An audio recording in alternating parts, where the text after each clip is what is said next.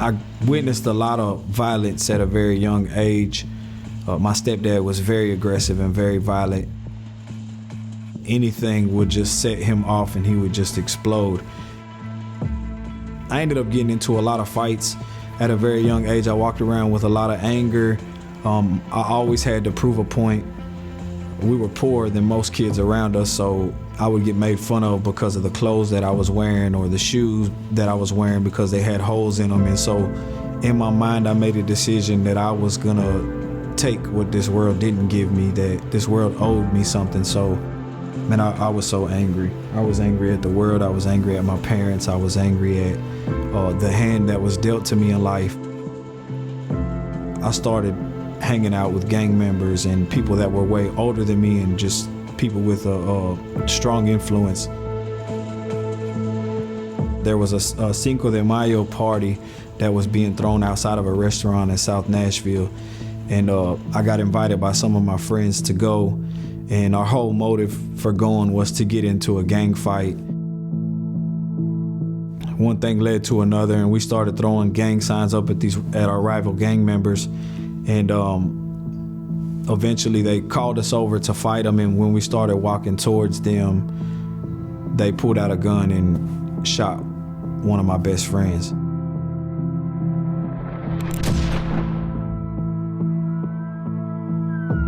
That eventually led to drug addiction at a rampant rate. Just drug addiction just exploded in my life. They became my escape. They became my outlet. As long as I had drugs, I didn't care if I died. I didn't care what happened to me. I didn't have to think about, my family. I didn't have to think about the people that I lost. All I had to think about was how good the drugs were making me feel.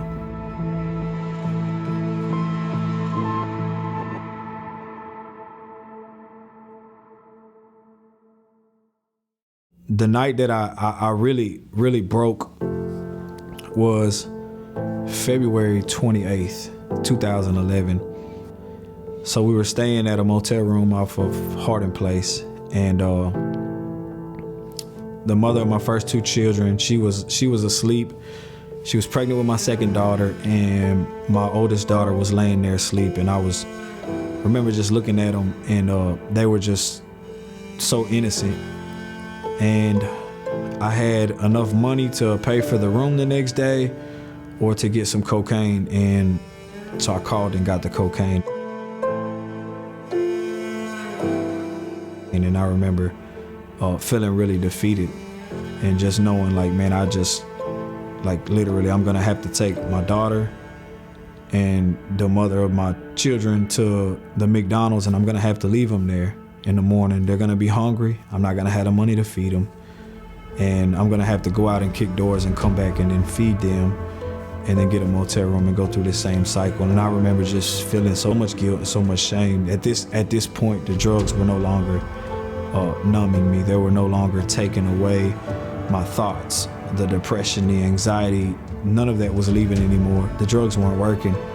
They were taking the withdrawals away, but they were increasing the guilt. They were increasing the shame. I was at a point where I didn't even want to live anymore. I broke down. I hit my knees and I just cried out to God. I was just begging God, you know what? Whatever it takes. If I gotta go to prison, I don't care how many years I gotta go. Just don't let me walk out of those doors the same. God, I need you to change me. Something has to be different about this time. God, I can't do this anymore. I don't know how to change. I've tried 1,000 times. It just doesn't work for me. And I just started begging God, if you're real, I need you to come down here. I need you to change my life. I need you to do this for me because I can't.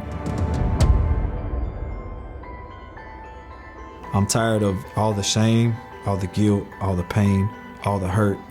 I'm tired of leaving my daughters out here. I'm tired of failing them. I don't want to continue to put them through what I'm putting them through. And that night, I just surrendered my life to Jesus.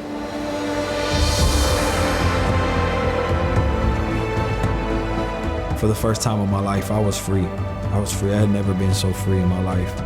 The desires of my heart started to change as I started my relationship with God.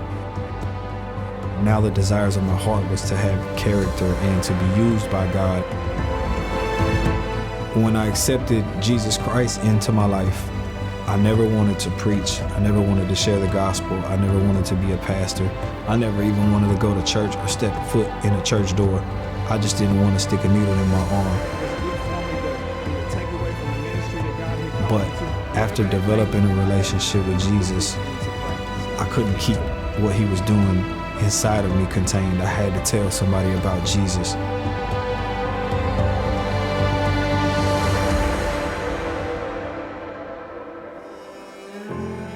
I can stand in front of drug addicts and say, I'm 7 years sober today, and God wants to do the same thing for you.